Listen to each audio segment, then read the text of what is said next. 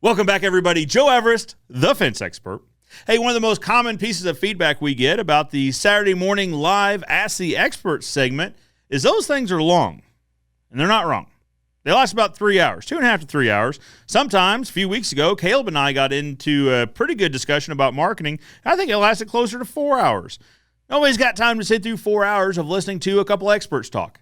I get it. So Jeremy's created a new segment just for you guys called Hot Takes.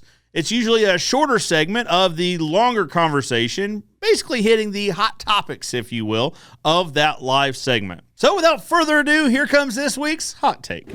Ideal Fence says post to post, been doing that for 20 years. Very good. Only time I use longer 2x4s is on gates. I use 12 foot to cantilever over to the latch post. That makes sense.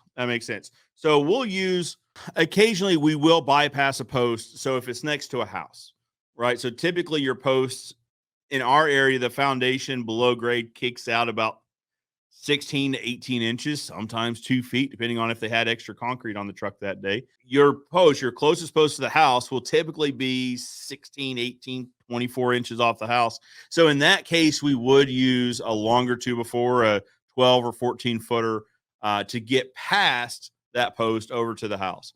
So maybe I should say we do both. But when we're building fence, we typically go post to post.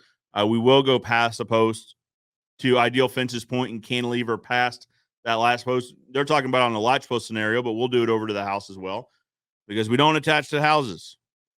I think we as an industry should probably agree on that attaching to houses in areas that have climate change. So I say climate change that have seasonal changes, winter to summer, right? So the reason we don't attach to houses here in the Midwest is there's a pretty drastic difference between winter and summer. You know, we'll go from today is supposed to be 95 to 98 degrees, and the winter time it'll be -10 to -20 on the really bad weeks. So quite a bit of range in temperatures there.